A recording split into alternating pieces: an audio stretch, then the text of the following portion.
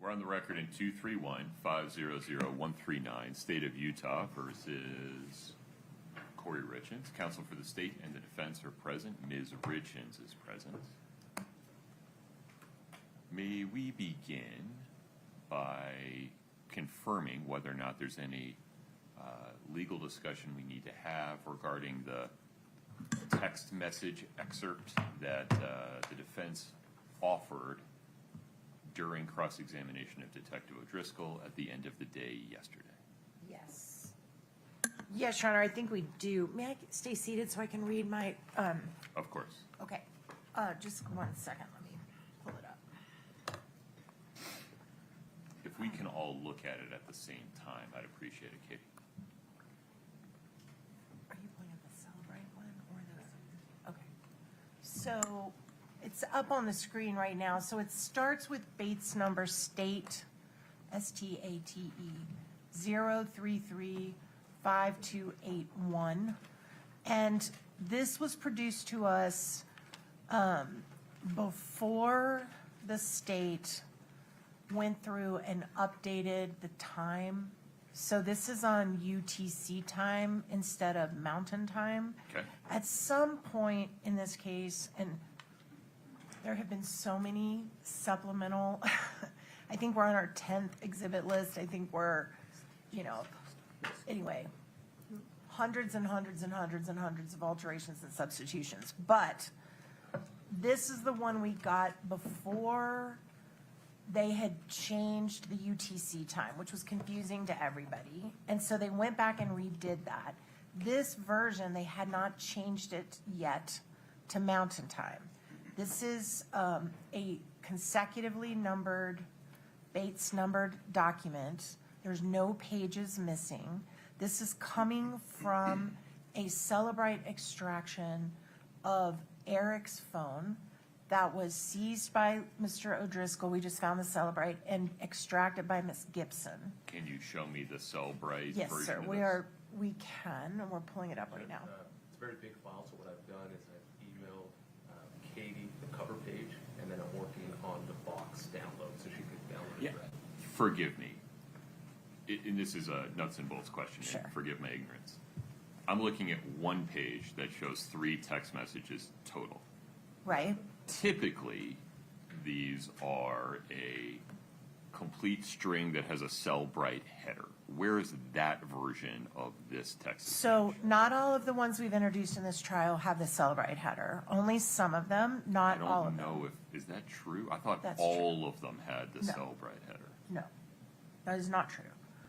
Hold on, let's pause there for a second, because I think that's how we've been laying foundation for the admission of them so far. Foundation. Right. Mr. Bloodworth, is my memory correct? Unless they came from, we've had CDR-related metadata regarding text messages. We've had some non-bubble related or non-bubble depicted cell messages that have come out of other extractions. But in terms of blue and green bubbles, I thought all of them had a Cellebrite header. Yeah, I believe that's right, Your Honor. If we prepared an exhibit that comes from a Cellebrite extraction, it has the Cellebrite header. Right. There's others where we just, we've got texts from other means. Somebody sent us forwarded this text, right? Right. But if Screenshots, for example. correct, Yeah. if it comes from a Cellebrite extraction, as best I recall, it has the Cellebrite header. Okay. And Ms. Nestor, I'll give you the record back here in a second, but it's also unclear to me, is this 3 text messages that we're talking about, are they part of a larger exchange that has already been admitted? So these are all the text messages he had with Kouri on the day he passed, on the 3rd. On the 3rd or the 4th? He died early morning in the 4th, so it's from the 3rd. Okay. These 3 bubbles are the sum total of their text traffic on the 3rd? No, we have more than 3. There's, just a minute. There's a couple pages to it. It's the last set of text that they, there's multiple, see, that's the second page. And, yeah.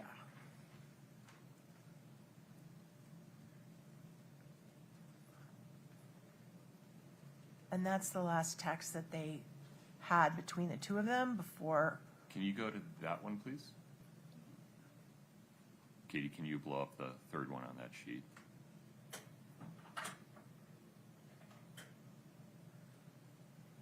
So, as I understand it, among other objections that the state may have, the first one is foundation, correct, Mr. Bloodworth? Yes, so that's the threshold objection. Right. And as I understood it yesterday, the foundation objection was, this is not what it purports to be because the daytime information is inaccurate, Well, correct?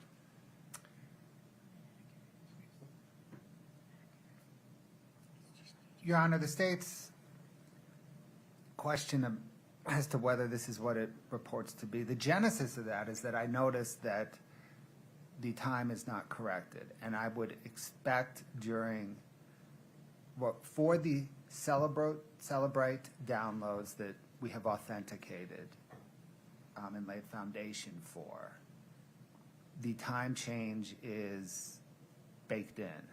Consistent across the board. Right. So the fact that this is still in UTC -5 instead of UTC -6 or 7 just caused me to question where this came from, which Cellebrite download it came from, and I still don't know.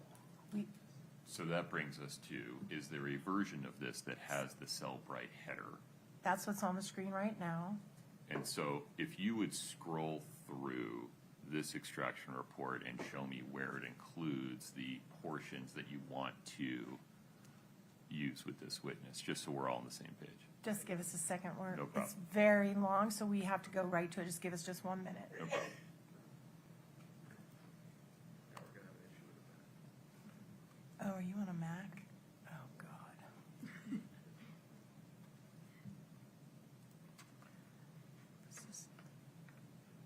Our millennial has a Mac, so it may take a second. Well, this discussion doesn't need to be had with me on the record in front of everybody. If you can have it with each other first and then distill down what the dispute is, if any, regarding foundation. Yeah, I sure. understand there may be other objections that we have to get into. And perhaps, Your Honor, we could work parallel while they're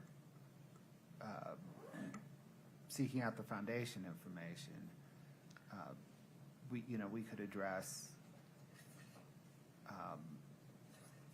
a couple things. I think it's hearsay, as best I can tell. These are conversations between the defendant and Eric Richins. The state's further objection is that it's beyond the scope of the direct.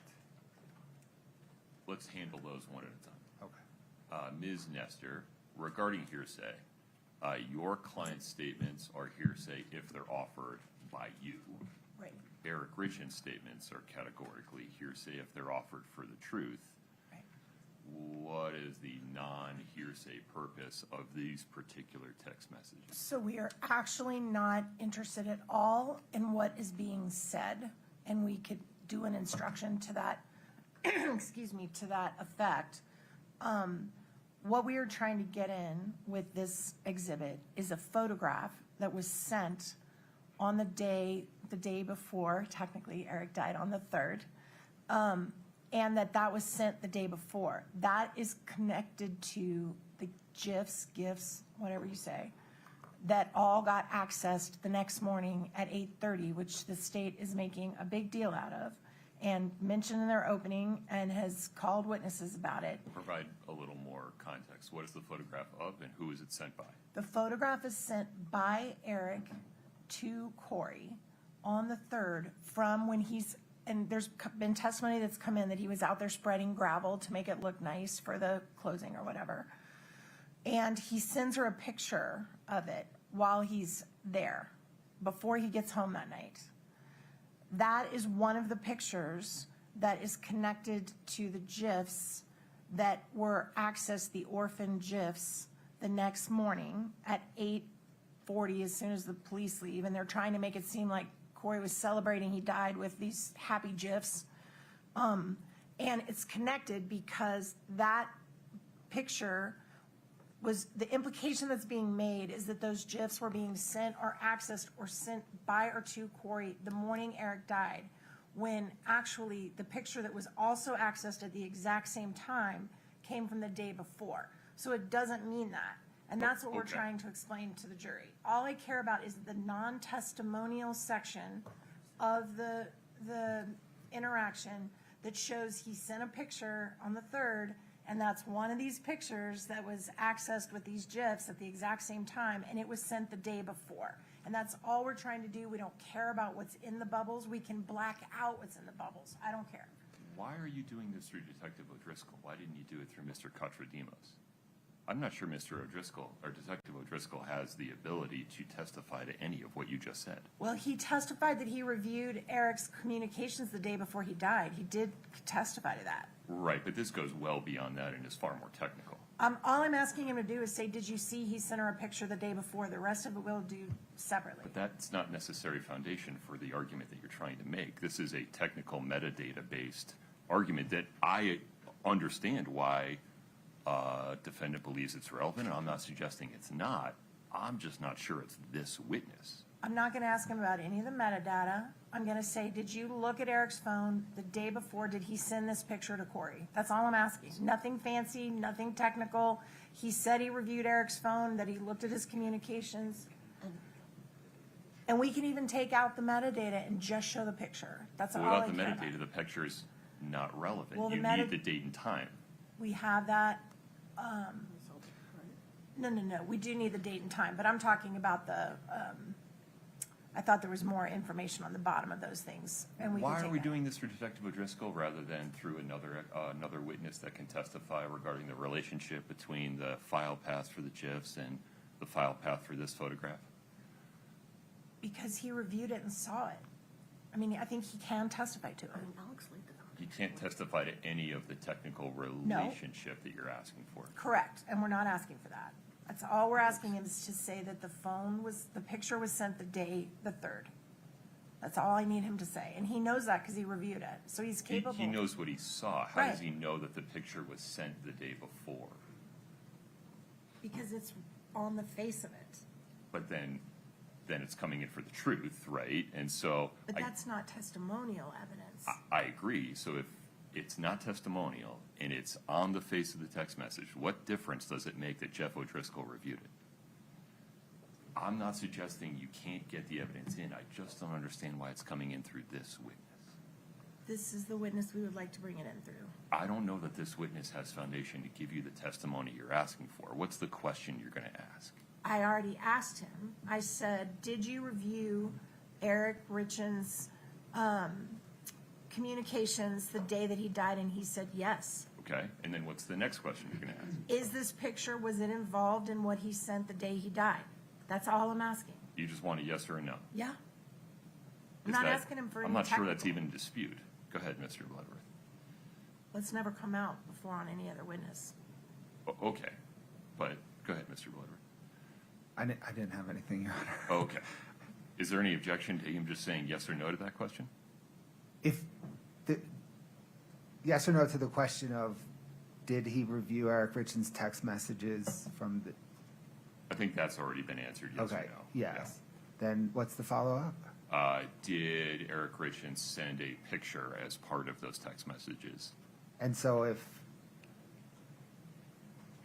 And if Detective O'Driscoll says, based on my review, he did, period. I still don't know if that is sufficient foundation to admit this. Well, I'm not sure it's going to be admitted. I just think they're trying to lay foundation, I guess.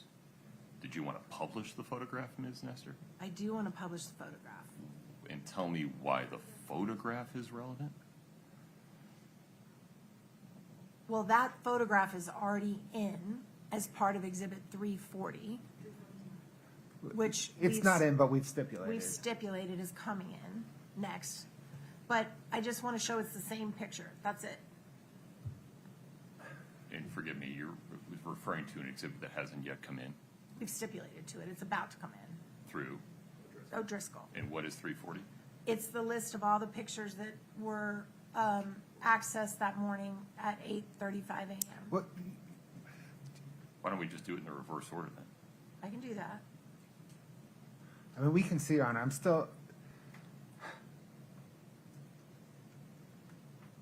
I still think there's a hearsay problem. Based on counsel's explanation now, I also think there's a relevancy objection. The photo that we've been discussing, The gravel photo? the gravel photo, was not accessed at 8:39, it was accessed at 10:42.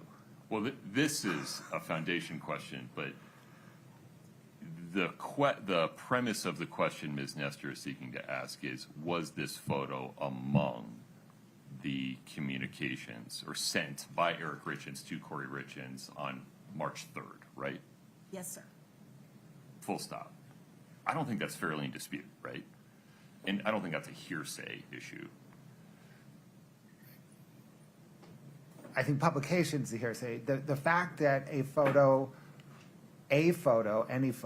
was sent is fine. I think if we get into the specific photo that was sent, there's a hearsay problem. Are you taking the position that the photo is a statement? Yes. I'm not sure that follows without additional context. Just sending the photo it's evidence, it's a fact. I'm not sure it's a statement. The statement is, I just dropped gravel at the Midway Mansion. Well, I don't think any of that's coming in. It's just the photograph. But that's what the photograph says. I don't understand. Is there text on the photograph? No, Your Honor, but the defense has, the defense is, as part of their case, said that Eric Richins was into the Midway Mansion as evidenced by him dropping I gravel. want to come back to what I understand is being proposed by Ms. Nestor through this witness. Detective O'Driscoll, did you review Eric Richins' text messages with Kouri Richins the day before he died, yes or no? I understand the answer to be yes. Did he send Kouri Richins a photograph as part of those text messages on March 3rd, yes or no? Yes. Is this the photograph that he sent? Full stop. Oh, I'm fine with that. The only, I think there's a third option. It's not yes or no. It's, I don't recall. Oh, no, fair option. enough. I'm not telling him how to testify, and I don't Understood. know what he'll say. But as long as you don't go beyond that, Ms. Nestor, and as long as you don't make any representations regarding time, date is fine. Great. Then we don't have a foundation problem. We don't have a statement that would be subject to the hearsay rule. I think the low bar regarding relevance is met in as much as the defense seems to be laying foundation or an argument to come later regarding when images and file paths on Ms. Richins' phone were accessed. Any other nuances here, Ms. Nestor? I don't think so. Do you understand, do we have a common understanding of the limits of what you can ask Detective Absolutely. O'Driscoll without drawing another objection? Absolutely. Do you have an image of just the photograph? I do, but I think if it's out of context, he won't, it's too hard for him to, I mean, I think it needs You to be. can't show the text messages without provoking the hearsay problem. No, not to the jury, just to refresh. Oh, that's Because I think it's got to be, he's not going to know, it's just going to be a weird picture. understood. Should we just go Are ahead you and? going to publish the photo to the jury, though? No. Oh, okay. So, we could just go ahead and admit 340 now, because then the next question is going to be, is this the same photo that is in this picture right here? And then we're done. Is this the same photo? This is not a question for me, it's a question for Mr. Bloodworth. No objection to admitting 340. Okay. I don't know that, now there's the follow-on. Is this the same photo? That is akin to publishing the photo that brings up the hearsay problem. You've made a record regarding the state's position that the photograph by itself is a statement subject to the hearsay rule. I'm not persuaded. Okay. And so, however, I don't know that just admitting 340 without providing the jury any testimony to provide foundation for context is going to be helpful. I'll do so it. I'll somebody do it. going to tell them what 340 is? I'll do it through him. I'll just do it through him. Okay. That's fine. We do have one other, if we're resolved with this. I think we're all clear. I know what I can ask and what I can't. I think we're fine. Okay. There's another issue. May I bring it up? Please. All right. I really need Officer Driscoll to leave the courtroom when we talk about this, because it's Oh. about specific questions. No problem. Detective, if you'd take a step into the lobby, please don't talk to anybody while you're out there, sir. Thank you.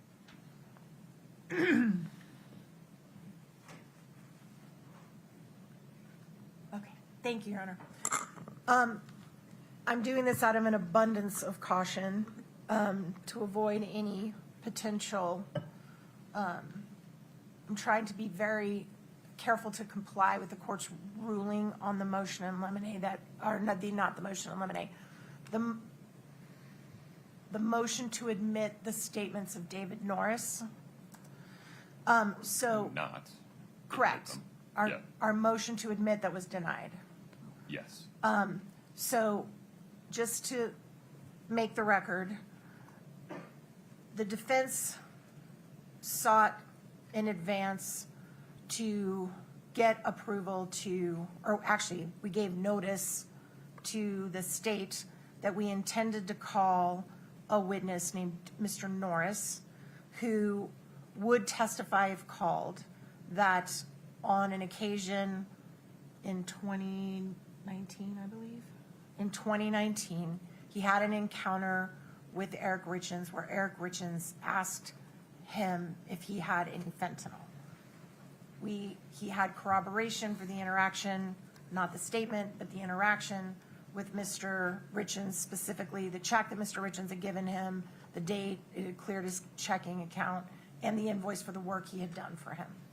Or for Kouri, but Correct. The court did, the reason we were trying to introduce that statement, we were trying to get it through the catch-all exception to hearsay. the residual. The residual, I'm sorry, I call it catch-all, same thing. The residual exception to the hearsay rule, which requires a head notice, which we did give. The state objected to that coming in. The court ruled upon it, did the analysis under the residual exception, and made a finding that the defense could not call Mr. Norris to the stand to testify because the residual hearsay exception requirements were not met.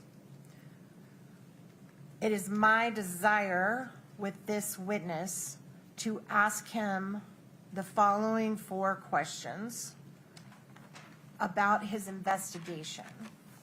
And it touches on Mr. Norris's testimony, but it's a separate matter. But I just, out of abundance of caution, I am giving you a heads up. So the first question is this.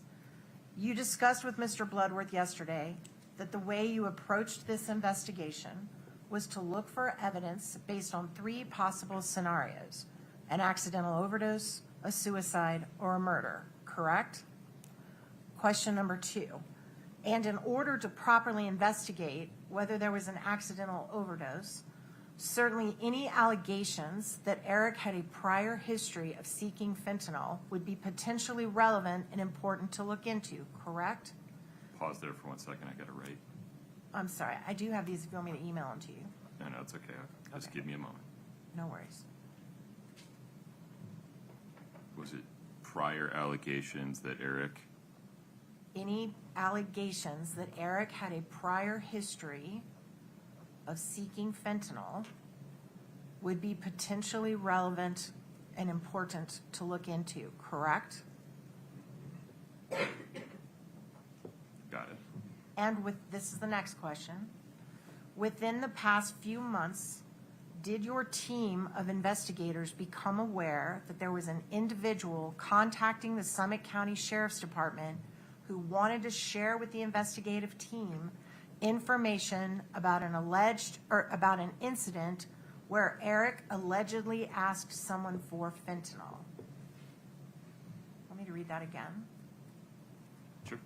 and within the past few months, did your team of investigators become aware that there was an individual contacting the Summit County Sheriff's Department who wanted to share with the investigative team information about an incident where Eric allegedly asked someone for fentanyl? And then there's one more question. Let me know when you're ready, Your Honor.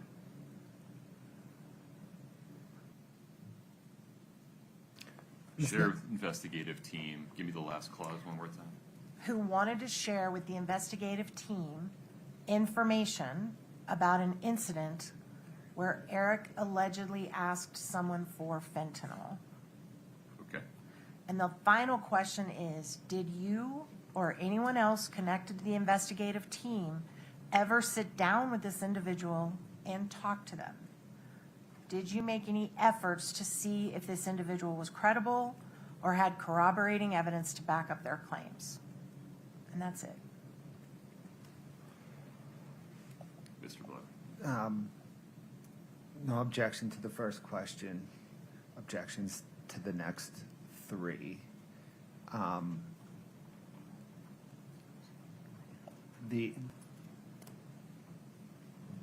This is a transparent attempt to circumvent the court's 807 ruling regarding Mr. Norris by casting some sort of inference that what Mr. Norris would have testified to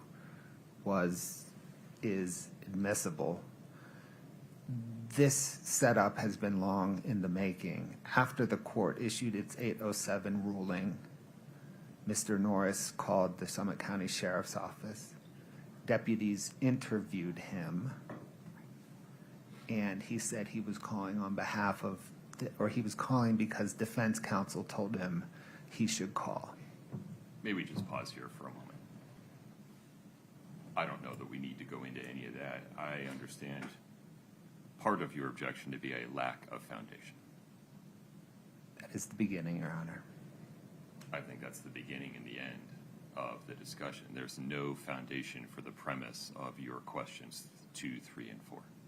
I'm sorry, but I don't understand. We have been produced a report from the Summit County Sheriff's Department confirming this call was made and confirming that there was no interview of this individual. It goes not to the credibility of the individual, it goes to the credibility of the investigation that they chose never to even speak to him. There is no foundation for the premise of your question. It's as if you could make up any set of facts and put them in the question. If there's no foundation, it can't be the premise of the question. I'm sorry, but I don't understand what you mean by there's no there is validation from the state that this call happened. It's not that did you interview a person named David Norris. It's the substance that is the premise of the question. There is no foundation for the premise that Eric had a prior history of seeking fentanyl.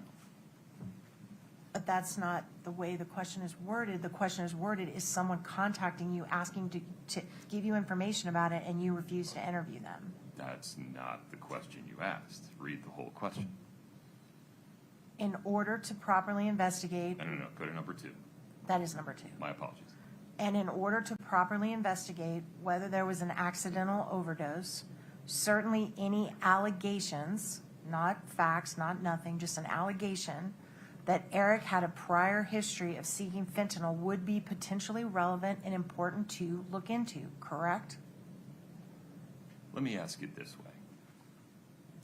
What would your response be if Mr. Bloodworth got up and said, certainly, detective, you investigated whether Hayden Jeffs had done all the stuff that I've excluded in my ruling regarding Hayden Jeffs?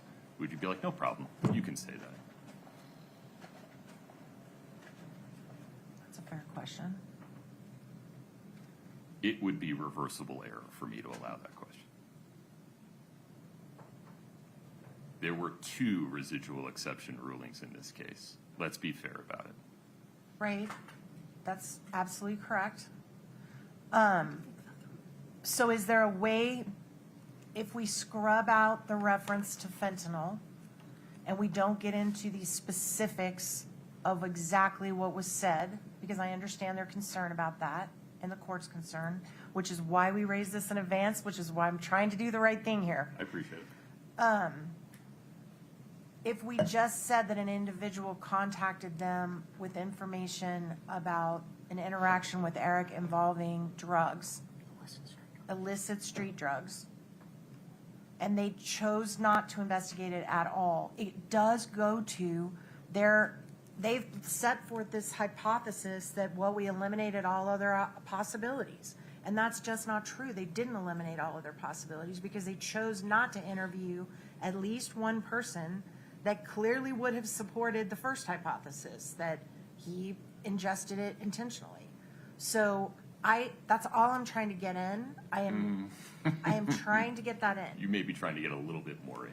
Well, as much as I can possibly get in. Fair enough. But I do think it's fair game to say, look, you've got someone coming to your office saying he tried to buy drugs from me, and I want to be interviewed, and they are like, no, thank you. I think I'm entitled to get that in, and I'm willing to do it in the most ethical, careful, reliable, non-inferential way possible, but I do believe that's fair game. And I'm open to suggestions. Whatever I need to do. These 4 questions are not it, Mr. Bloodworth. You look like you're about to say something. I'm sorry. No, Your Honor, as I understand, the status quo is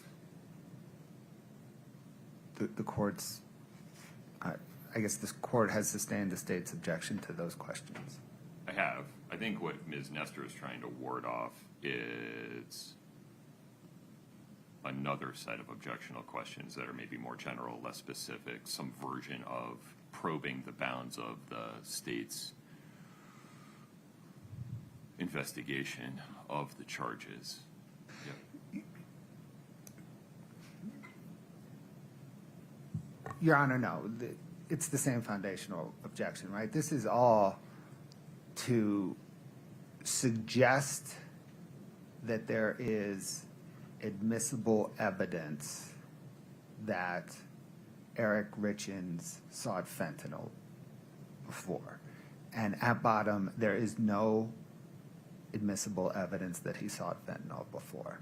And I don't think that there is any good faith basis to suggest otherwise, or to suggest that any investigation into it was incomplete.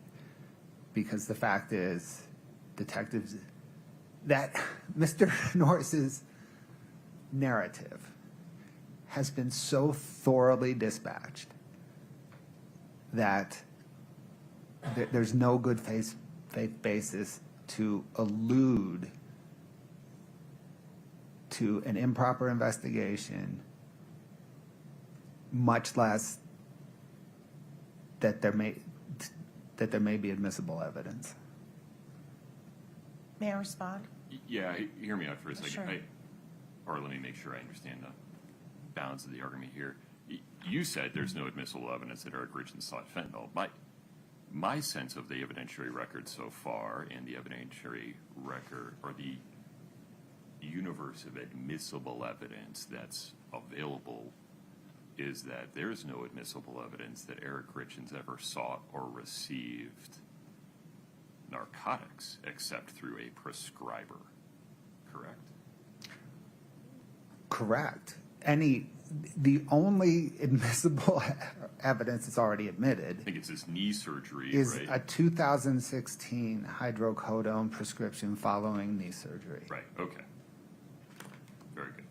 Now, by the same token, I believe all the admissible evidence of Ms. Richins seeking or receiving narcotics of any kind is already in, correct? In all is putting it strongly, but Yeah. That is, to the extent there was any admissible evidence of Ms. Richins seeking fentanyl, it's either in or it's not admissible. Let me say it that way. Or it would come in a rebuttal case. Understood. Okay. which was the basis, among other things, of, not the basis, but is related to the court's exclusion of the offered statements of Hayden Jeffs to his sister. Right. Right. So I do wish to correct Mr. Bloodworth's statement that we have fully dispatched Mr. Norris's proposed testimony. To the contrary, the court was very clear that you were accepting, for purposes of your analysis, that everything in the affidavit that Mr. Norris provided was true, and that you did the analysis, the court did the analysis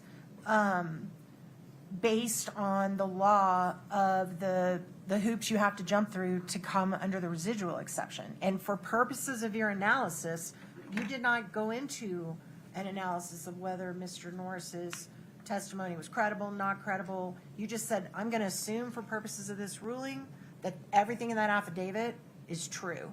And then I'm going to rule on whether it fits the residual exception. And the court went through a very thorough analysis and decided it did not. So I don't think that's a fair statement that he just made, that we fully dispatched it like there's nothing behind it. That's never been litigated in front of this court, nor have we asked it to be. The difficulty here, though, is imagine David Norris were on the stand. Right. And you asked him, hey, did you ever contact the Summit County Attorney's Office, or Sheriff's Office? My apologies. Yeah. He says yes. And then you say, what did you tell them? It immediately provokes a hearsay objection that I've already dealt with under my ruling on the residual exception. Absolutely. And we don't. if you want to elicit testimony that, did you ever speak to a gentleman named David Norris? Yes. And then move on, fine, but I'm not sure how that's relevant. Well, that's meaningless to a jury unless I can say, was there a gentleman named David Norris who tried to give information that would have supported the first hypothesis? But that's the hearsay problem. But it's not being offered for the truth. It's being 100% offered, being offered Your for the Honor, truth. if I may please, it's being offered for the same reason they've gotten in a ton of other hearsay in this case, by the impact it has on how they did their investigation. They got that in through Woody. That's how they got in Amy and Katie's statements, because it wasn't for the truth of the matter that Kouri tried to kill him before. It was how it impacted her investigation from there on out. This is the same exact argument. It's how the fact that they got that information and chose not to even investigate it, how that impacted the hearer. It is irrelevant for purposes of the truth, and the court can instruct it like you've done over and over and over for their witnesses when we had this exact same argument. If that's true, Ms. Nestor, then Yes. the 807 residual exception wouldn't exist, and it wouldn't apply. It does apply, and so you can't use this argument to undermine that. I know, that's why I'm trying not to undermine your ruling. That's why the substance of what he told the Summit County Sheriff's Office can't come in. And I think I could maybe craft a question where we leave out the juicy substance and just say there was an avenue that you chose not to investigate. But I've got to get something in context so the jury understands, hey, you have this road, you chose not to go down it. That was your choice. I appreciate why you want to present this to the jury, but there are limits Right. on both sides of the V about what gets presented to the jury. And those limits are in part defined by the Utah Rules of Evidence. And this substance cannot come in under the Utah Rules of Evidence. For the same reason that the state could not argue that we want to get in Hayden Jeff's statements to its sister just for the effect upon law enforcement in terms of the scope of their investigation. No. Okay. And there's no scenario which we're going to be allowed to question him about choosing not to investigate this evidence. There's no scenario in which it's relevant without the substance of the excluded communications. If a crank from New Jersey, I don't know why I'm picking on New Jersey, but I grew up near New Jersey, called the Summit County Sheriff's Office and said, I was in Utah on that day and I saw it happen, and the Summit County Sheriff's Office chose not to investigate it, would we be having this conversation? That's not this circumstance, though. It is the same, though, because that evidence has nothing to do. Here it's even worse because it's inadmissible. It's inadmissible from Mr. Norris's mouth, but I don't think it's inadmissible, period, in terms of if it was part of an investigation that was ignored or not followed. The substance isn't admissible. The fact that they spoke to David Norris as a fact is admissible if it's relevant, but without the substance, it's not relevant.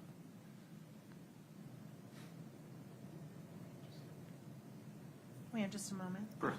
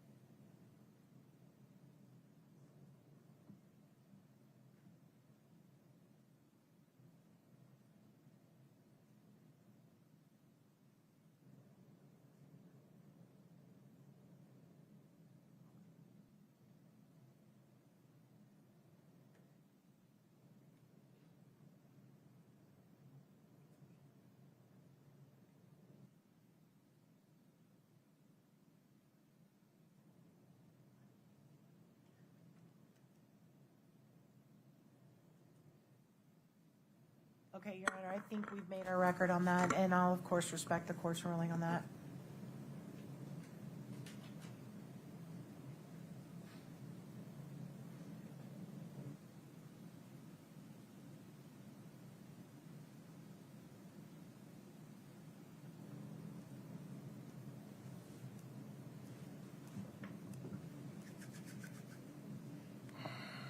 Let me take a minute.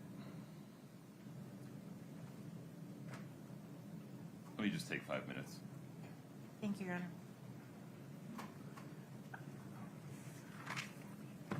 Honor. Before I take a break, Mr. Bloodworth, anything further on this issue? No, Your Honor. Ms. Nestor, before we take a 5-minute break, any other issues before we invite the jury? No, thank you, Your Honor. Mr. Bloodworth? No, sir. Okay, I'll be right back. Thank you. All right.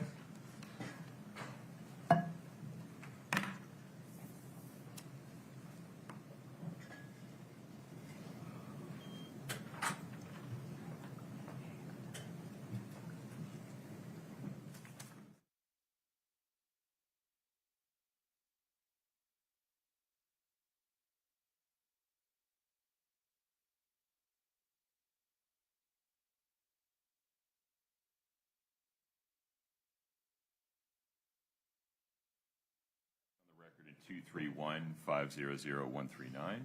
Counsel, thank you for your patience.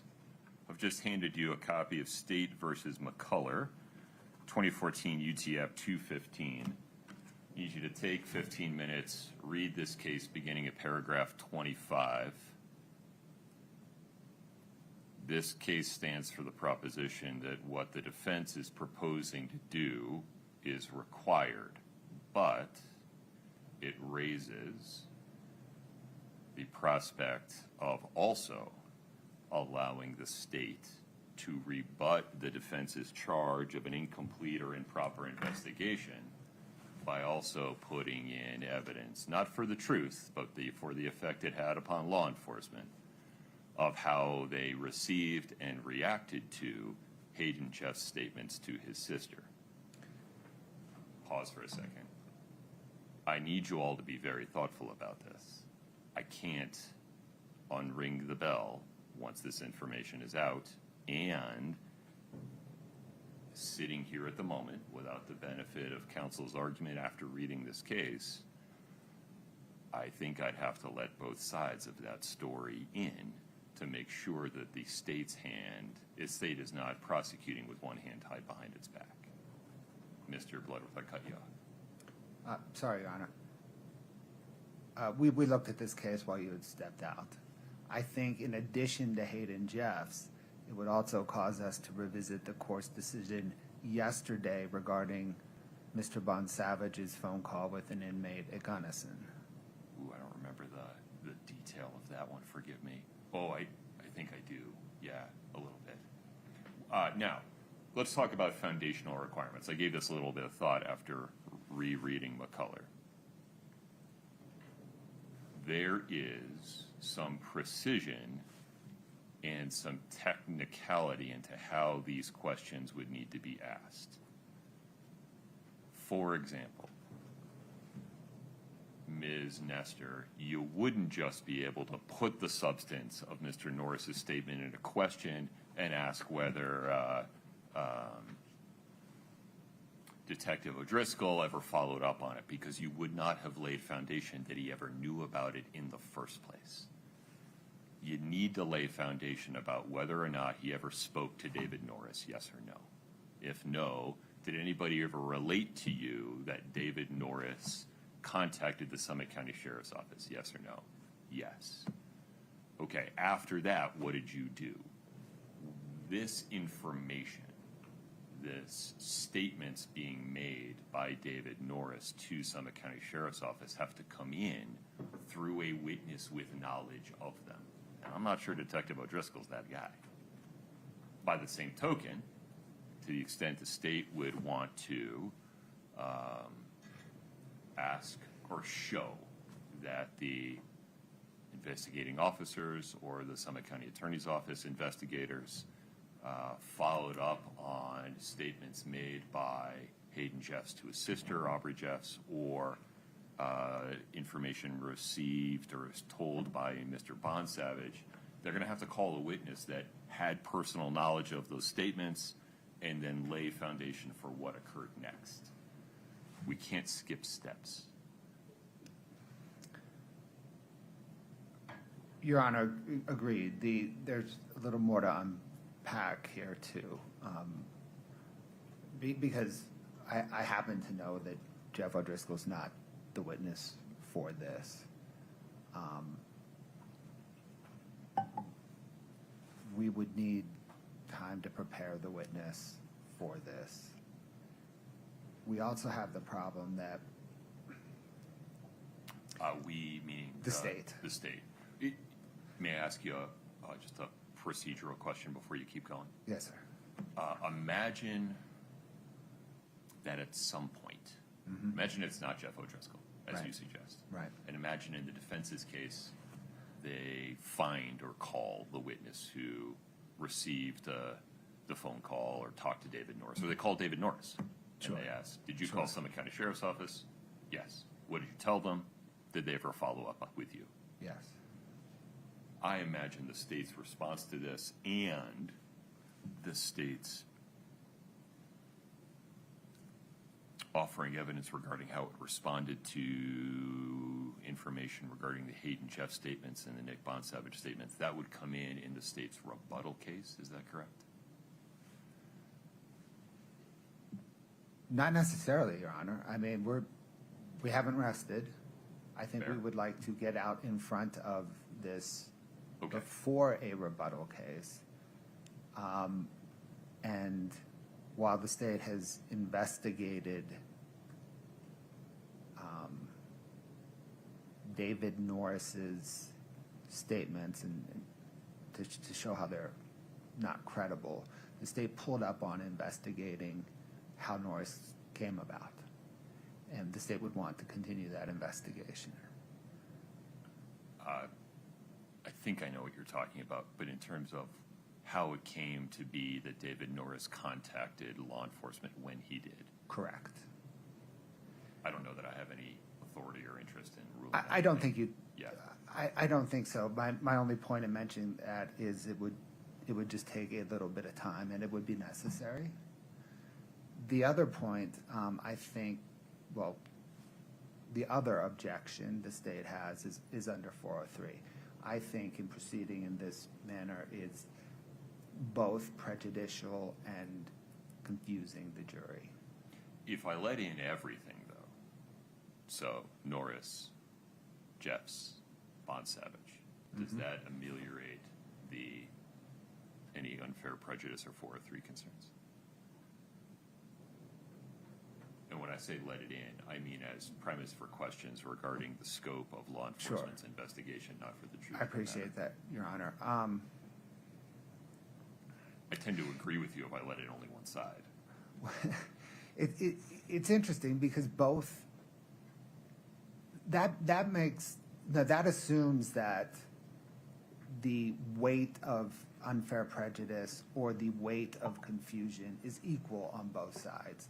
The state, I don't think it is. I think because of the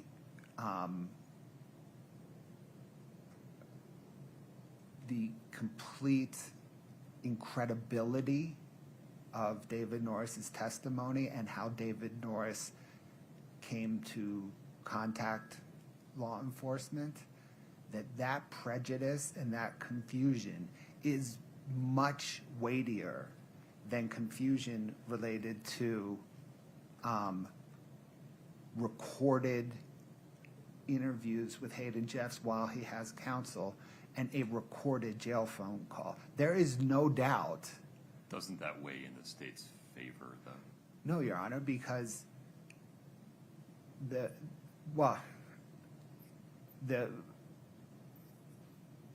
I guess the question is whether it's unfair prejudice or confusion. Confusion, it doesn't, David Norris's the purported effect on law enforcement of David Norris's is even way more confusing than the effect, just because the information provided to David Norris is highly in doubt and would be highly litigated, whereas the information Hayden Jeffs provided is recorded. There is zero doubt about what he provided. And the information that Nick Bonsavage provided is recorded. There is zero doubt. We're not bogging down into some mess of who said what when.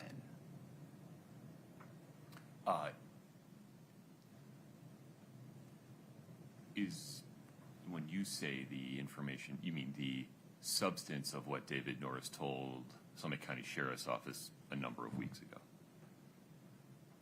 Correct. Okay. Because it's changed. It has changed over time. We have affidavit number 1 from defense, affidavit number 2 from defense, phone call from David Norris, interview of David Norris. What David Norris says is a moving target, and it is a moving target based on when he speaks with defense counsel. Forgive me. What is your understanding of the evidentiary landscape as to how many times David Norris has contacted the Summit County Sheriff's Office? Is it once or more than once? I think he's had 2 contacts. Once he spoke with a patrol deputy to take kind of the initial, well, I guess there's once a call into dispatch, which was non-substantive. Okay. Then there was an initial contact with a patrol deputy, and then there was a contact with a detective. Okay. And then we have the affidavits that he'd submitted, that defense has submitted in the 807 litigation. But those were just submitted here, right, as part of the 807 litigation. Did those ever go to Summit County Sheriff's Office? I don't know one way or the other. If it's no, then those don't get shown to the jury, right? Just to clarify, they weren't affidavits. We just laid out a statement of facts in our motion. Okay. It's a proffer. I'm familiar with what you're referring to. I'm a little less clear on Sorry, that. Yeah. proffer is, proffer's the, I'm not sure the proffer has any impact here. I'm not sure the jury would ever be made aware of the substance of the proffer. They, as I understand it, under McCull, would only be made aware of evidence related to the substance of what Mr. Norris told investigators and law enforcement. Your Honor, the proffers do tie into this in that, the question would be, did this inform your investigation? Yes, we considered all of his statements to include the defense proffers in determining that they were just flat out incredible. Okay. So that goes to kind of the confusion argument. So in the 403 analysis, Your Honor, I do not think the weight of unfair prejudice to the defense is the same as the weight of, well, any of the 403 factors. I don't think the weight is the same for the state and the defense. And to put a finer point on it, you're concerned that the jury would be confused about who said what when? It's jury confusion that I need It's to. jury confusion. Right. And Yes. so what is it you believe they would be confused about?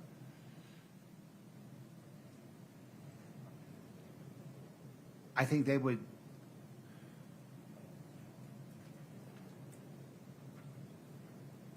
I think they would be confused about the effect on law enforcement, which is really what this grounds in, right? This is the effect on the hearer, the effect on law enforcement. Okay. And I think those waters would be so muddied in the case of Norris, whereas those waters are crystal clear in the case of Hayden Jeffs and Nick Bond Savage. And the waters are muddied as it relates to Mr. Norris very deliberately. And that and I don't know. I suspect the purpose is to confuse the jury, right? As you sit here today, have you identified the witness that would testify regarding investigators' knowledge of and response to statements made by David Norris? I know. Yeah, I don't remember the name. I know the patrol officer. I think I know who he talked to. I think I know who the detective talked to. It also involves my office, right? And so You would be able to call an investigator, not a lawyer, right? right. Yeah. So probably 3 witnesses. Okay.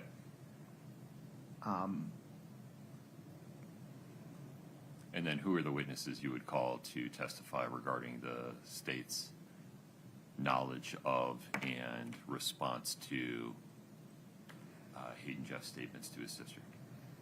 Or, I mean, I appreciate that Hayden Jeff spoke directly to law enforcement in a recorded interview.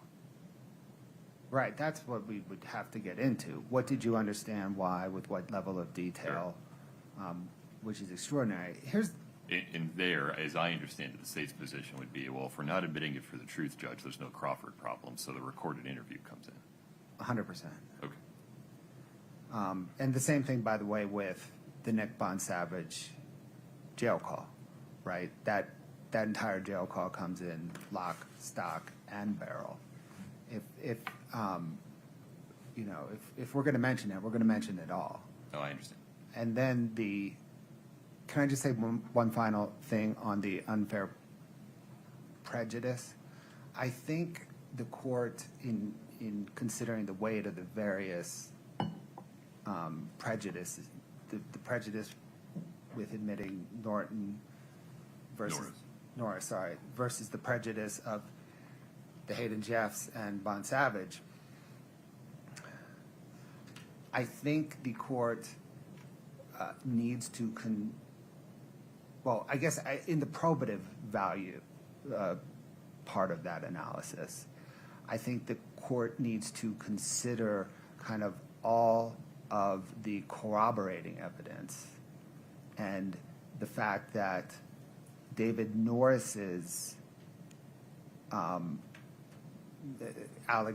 assertion is not at all probative because there is nothing that corroborates it, and it is inconsistent with all the other evidence in the case, whereas the Bond Savage statement and the Hayden Jeff statement is highly corroborated with a ton of admitted already evidence in this case. And just so we're clear, when you're talking about probative value in this context, we're talking about probative value to the defense's theory of incomplete investigation and probative value to the state's response to that theory. Correct, under the 403 Got it. balancing. I understand your position. Okay. Ms. Lewis, Ms. Nestor, Mr. Ramos, this is high-stakes poker. Yes, it is. I was just going to ask you if we could have a little time to meet with our client next door. She's got some decisions to make about that. I want to make sure that you explain to her that if you're successful in persuading the court that the substance of David Norris's statements should come in not for their truth, but for their effect upon law enforcement and investigators, for their probative value to the defendant's theory of incomplete or incompetent investigation. That, by extension, my view is that I need to allow the state to respond to that theory by, among other things, admitting evidence of their knowledge of in response to statements made by Hayden Jeffs and Mr. Bonsavage, not for their truth, but to show what they were doing and how they were doing it. Can I just get a clarification on the Bonsavage? I want to make sure I'm on the same page. Why don't we just get a proffer of it, Mr. Bloodworth, so we're all hearing the same thing at the same time? Yes, Your Honor. In a March 4th, 2022 jail call between Mr. Bonsavage and an inmate in Gunnison, they're discussing purchasing a PlayStation controller, and they're discussing who's going to pay for it, kind of how to get the money for it. And Nick Bonsavage says to the inmate something like, Carmen will cover it. She just made money selling fentanyl. So this is already in, other than we The word substituted the word fentanyl We for illicit street drugs. street drugs. Right.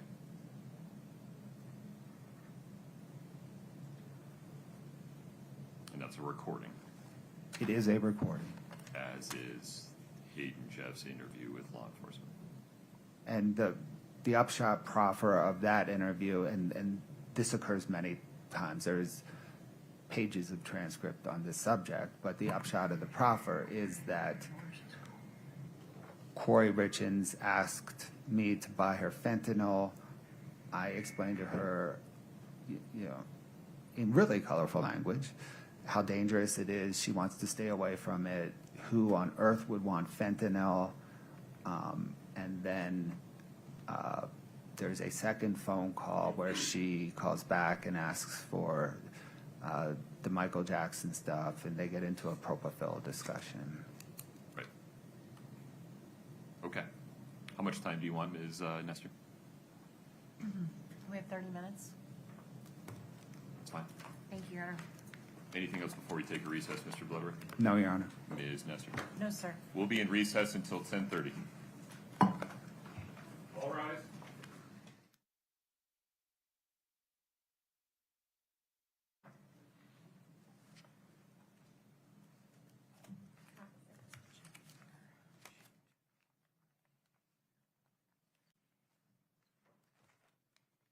We're back on the record in 231-500-139. Counselor present, Ms. Richins is present. Ms. Nestor, you've had an opportunity to confer with Ms. Richins.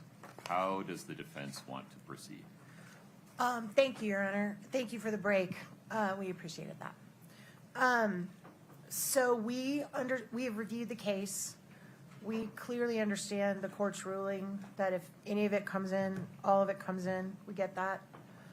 We also understand and appreciate that the court is going to require proper foundation, and we're not skipping any steps. We accept the state's representation in good faith that Officer O'Driscoll, he's out still, right? He is not the foundation witness because he is not the individual who communicated with Mr. Norris. And we will, if we proceed with this line of questioning and we decide to introduce this evidence, we will do it through the proper foundational witnesses, which we accept as not him. So to avoid confusion now, since it's not him, we will wait and not ask the questions that he doesn't because it's like you said, there's no way to ask the question without introducing the substance. We couldn't figure out how to do that. So we're gonna wait until we have a foundational witness, and then we will proceed that way if we can lay a foundation. Okay. And if we decide to go forward with that evidence. I appreciate that. If you make that ultimate decision, We'll give everyone a heads up. I appreciate that, and one of the reasons I would need that is to make sure I give defense an opportunity to state on the record, or at least summarize on the record, their strategic balancing of the risks and benefits, so that there is a record of that going forward. I appreciate that, and I think that's probably a good idea for everyone, Okay, very including good. us. So, Mr. Bloodworth, because the defense will not be opening the door to any portion of its incomplete investigation theory related to David Norris through Detective O'Driscoll, I don't believe the state would be permitted to respond to it yet. Is that your view of it? That is my view of it, Your Honor. Okay. So, as a matter of status quo, we are going to proceed with additional cross-examination of Detective O'Driscoll, correct? Yes, sir. Did we reach I'm sorry. Could we just go ahead and, well, I can just do it through, I think we decided I would just ask him about 340. I'm sorry, and I apologize, I Okay. withdraw. I was about to ask, did we reach an endpoint regarding 340 and the photograph? So the plan is to introduce the stipulated 340, which we'll get in. And then I will ask him if he can identify the photo. If he can't, he can't, but I'm gonna try. Okay. And I'm not gonna get into the substance of any of the bubbles, and I'm not going to introduce the bubbles or any of that. Okay. The only thing I'm gonna display to the jury will be the picture on 340. And then I may have it side by side in front of O'Driscoll so he can compare and refresh on the one that's not getting introduced. And to the extent you ask him about whether it was sent as part of text messages between Only the date. Eric and Kouri on the date, it's a yes or no question? Correct, just Okay. on the date, not the time, because I don't want to confuse anyone or require the UTC time or any of that conversation. And the time really is irrelevant to us. Okay. Mr. Bloodworth, anything further on that? No, Your Honor. All right. Are we ready for the jury? Yes, Your Honor. Ms. Nestor, We are, Your Honor. Zach, please.